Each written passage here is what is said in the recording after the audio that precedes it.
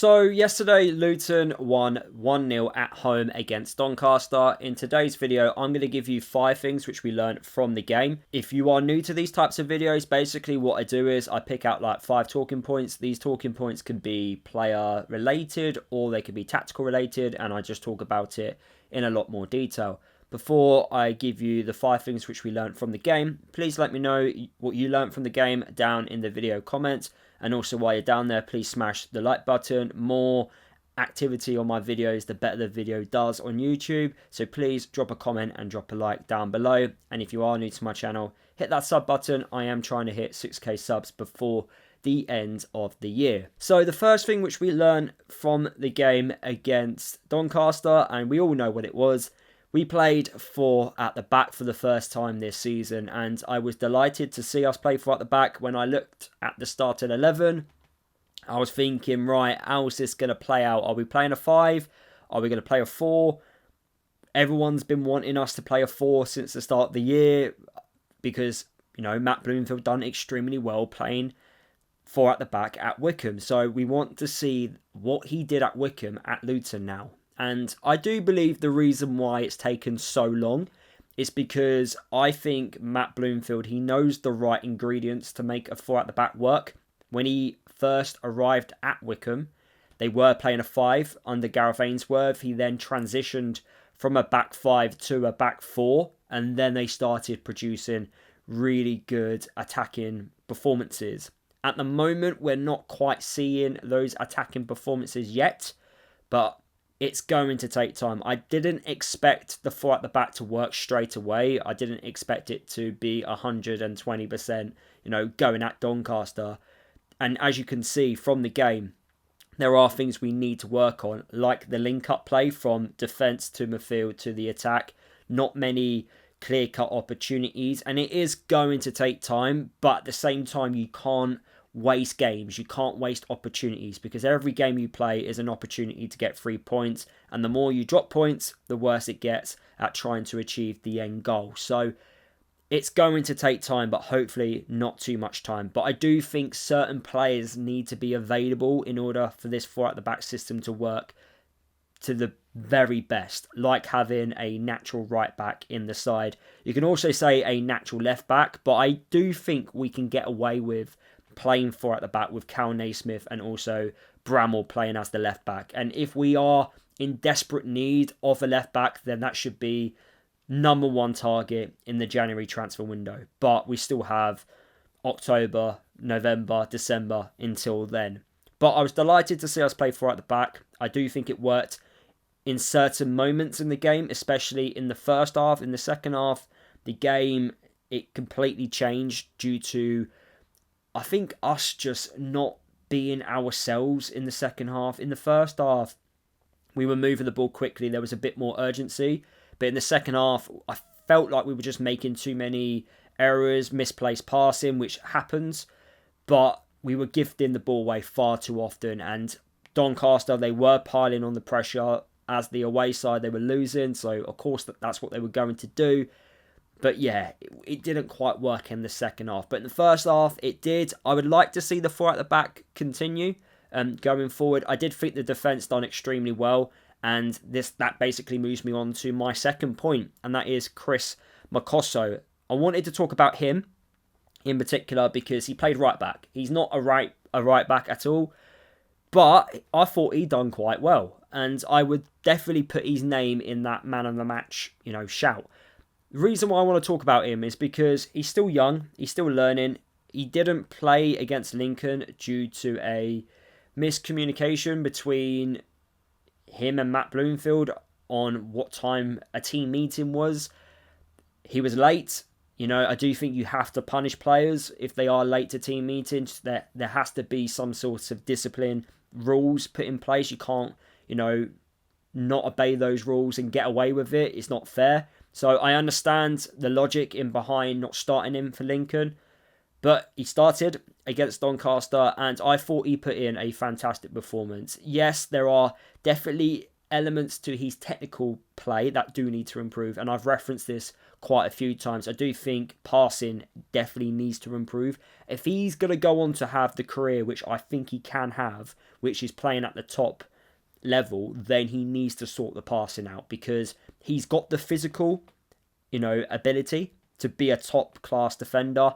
I just worry about the technical side, and that's something which we've got to work with him on, and I believe we can. He's still young. He's got plenty of good years left in him. He's not even near his prime yet. So I'm excited to see how he progresses over the course of the season.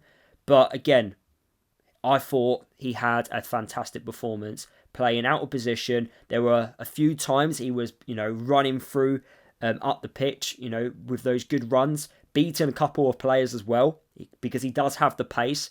And also, Doncaster, the left winger, had a very difficult afternoon. In fact, he came off after 60 minutes because he wasn't getting any luck against Chris Makosso. And even if, we were, exposed on the counter-attack, Chris Makosso can get back. He's got the pace to get back. So we can get away with him playing as a right-back because of his pace, because he does have the energy. I can't say the same with Kal Naismith, because if Kal Naismith gets beaten for pace, we're done for because of the age. But with Chris Makosso's physical strength and physical abilities, we're able to get away with it.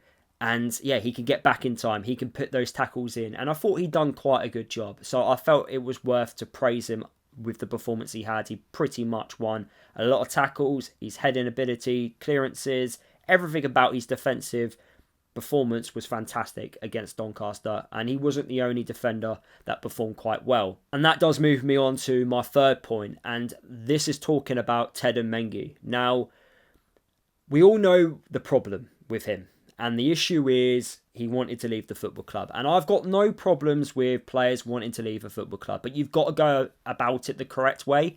Now, he never got the move he wanted. He prevented having surgery, which he should have actually have had surgery when he was told to by the doctor. This was during, the off-season before the championship season even started. He obviously didn't listen to the doctor's advice, and you can see in his performances it was impacting him, and there was rumours about him leaving the football club, and he didn't get the move he wanted, and you can definitely tell by the way he was performing that there was something wrong. There was definitely an attitude there, and for me, look, if you want to leave the football club, go about it the right way. Look at Mark Gahey for Crystal Palace. He wants to leave Crystal Palace. He wants to play for Liverpool and win league titles, compete in the Champions League. He isn't going to get that at Crystal Palace. And the Crystal Palace fans know that. But what he did, he went about it the correct way. And he didn't even get his move. That move didn't happen for him. And he would have been so frustrated because he went about it the correct way. He's performing week in, week out. He's performing in training. He's putting in decent performances in. The last game before the window closed was against Aston Villa, and Crystal Palace performed extremely well. He scored as well on that game. But he put in the performances. He's fighting for the badge. And that's what fans want to see. And Teden Mengi's basically got options now. Are you going to fight for the badge and perform week in, week out and get your move that way? Or are you going to have the attitude which he had in the Championship? Because for me, he's the best defender in League One. When he's on it, he's the best defender in League One, and he could potentially be one of the best defenders in the Championship if he really wants it. And this is him putting in the performances in. This is him performing week in, week out. We saw it in the Premier League season. We saw it against world-class players that he can actually do a really good job. And in order to make the back four work, we need one of the centre-halves to be a quick centre-half, and he has the physical ability to do that job correctly and to help us. It could be a massive benefit to us. I just don't see any benefit for him or the football club if he performs the way he performed in the Championship last year.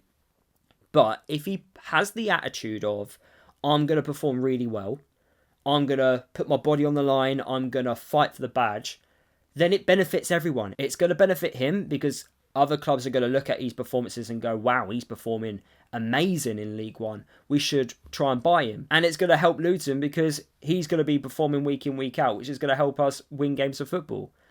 So I really hope his attitude changes. I really hope he's had a change of thought He's not going to perform like he did last year, and he's going to perform like he was performing in the Premier League. Now, I'm not expecting it to happen straight away. He has had an interrupted pre-season. I wouldn't say that's down to him. He was ill and then he had an injury and he got that at Southend. It was a horrific challenge. He's back now. He's slowly getting up to match sharpness. He's slowly getting more fitter. And hopefully we see the player that we saw in the Premier League. Because if we do see the player that we saw in the Premier League, we are in for a treat. We are not going to concede many goals because that's a great player there. That's a player that has the capabilities of playing at the very top, as he does have the qualities to play at the very top. But he's got to show it week in, week out, and hopefully he does. But at the very same time, he has got to remember, because of how he's acted, everyone is going to moan when he doesn't do something right. And he needs to not allow that to bother him. So when he does a pass incorrectly, or if he makes a mistake, fans are not going to be happy because of what he did. But whether you like it or not, he's still a Luton player. And as long as he is trying, and we can see that, then we need to give him that support. Because then he's going to perform well. There's no point booing a player or shouting and moaning when he doesn't do a pass correctly. Because if you're a player and you hear fans moaning and shouting at you, that's not going to make you want to do the next pass correctly, is it? It's not going to help you in terms of how you're playing on the pitch. So I think us as supporters, we need to do our job and support. But at the same time, he also needs to do his job as a professional athlete and perform week in, week out. My fourth point, which I wanted to mention in today's video, is about the striker role within this formation. So the 4-2-3-1 formation, if you are the striker in this formation, you need to be the complete striker. You can't be a Nahki Wells. And what I mean by that is, a Nahki Wells isn't someone that's going to win loads of aerial challenges. He's not going to be able to hold the ball up as good as someone like a Lassie Nordos or a Joe Bode. That's a problem. Now, if you are going to play a Nahki Wells, you need to play long balls into the channel so he can run onto these balls. You need to play balls to feet. But if we are going to play this 4-2-3-1 formation, then we need someone who is more of the complete striker. Now, at Wycombe, Matt Bloomfield had Richard Kone, who's obviously left the football club to join QPR, and he's having a great, start to life with QPR. But the reason why the 4-2-3-1 formation worked at Wycombe with Richard Kone was because he was more of the complete striker. He could run in behind. He could hold the ball up. He could link the play up. He could do everything which a striker needs to do, a modern day striker. He had all the qualities to do everything. And that's what we need. And when I look at our strikers at the football club, the only player that I think can do it is Joe Bode. I think he has the qualities, the physical qualities in order to do it. The biggest question mark, of course, is Joe Bode. He's still young. He's still raw. We don't know how good his finishing is. We haven't seen it yet. But what we do know is he's strong. He's powerful. He can link the play up. He can win aerial challenges. We've seen that already. And in the last 20 minutes against Doncaster, I thought he was brilliant. I thought that was a really good sub appearance. Someone like him would suit this formation 100%. He would be the perfect striker to play, in my opinion, because of what he brings to the football club, what he brings to the formation and the way we are trying to play. He has it all. But the biggest question mark, of course, as I've already mentioned, is the finishing. So I would actually like to see Joe Bode start against Blackpool on Tuesday night. And finally, the last thing which I wanted to talk about is Alli. Now, again, I don't think he performed well against Doncaster. This is not the first time this season I've spoken about Alli. Yes, okay, Ali's played as a left wing back. He's played as a left winger, which I think is his natural position. He has played as a striker. He has played as a right wing back. But yesterday, he was playing in his natural position and he did not perform. And I feel like at this moment in time, he's overthinking everything he's trying to do. It's not becoming natural to him. If I compare him to Morris, who was playing on the right side, 3 or 4 occasions, Morris got the ball on the right, knocked the ball past the Donny fullback and got round him, put a ball into the box. every time Alli tried to do that, it didn't become natural to him. He kept losing the ball. I think he's overthinking it. I think he's putting too much pressure on himself. And the only way I think this stops from happening maybe is just a little refresh. Maybe he needs to come off the bench. Maybe a start on the bench is the right step for him. But then that does leave a hole. Who do you play as the left winger? You can play Cohen Bramall there. You can also, I would like to argue and say you can play another winger there in Kadir. I like to think he could play there. Joe Bode can also play there. He's played as a left winger for Gillingham in the past. So there are options. Of course, they're not great options. But I don't think Alli should be starting. He's not performing. You can't afford your players not performing. And there's a reason why he got taken off against Doncaster. He weren't at it. And he needs to be at it. And when I went to Lincoln and I watched us lose 3-1, I spoke to my Lincoln mate after the game. And he watched Alli play for Exeter. And first thing he said to me was, Alli's not the same player. Alli's not doing what he used to do. Because Alli, when he used to get the ball for Exeter, used to just know straight away what he wanted to do. He would beat you. He would get the ball and he would do magical things. But right now, I think he's trying too hard. And it's impacting his performances. And maybe just a start from the bench will just do something to his head. It will just trigger something. And then when he does come on, we see the magic which he can do. We saw it last year in the Championship, but we're not seeing that same player. And I just don't think you can keep affording to keep playing a player like this who's not performing week in, week out. So I do think something needs to happen regarding Alli. I think a start on the bench, he could come on for the last 30 minutes, no problem.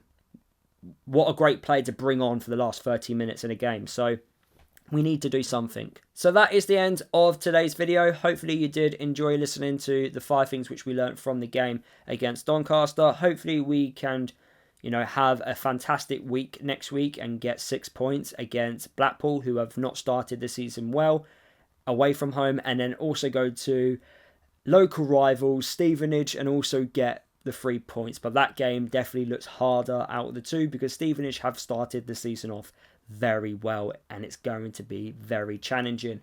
Please let me know what you think down in the video comments. Smash that like button and I'll see you guys in tomorrow's video, which will be a match preview of the Blackpool game.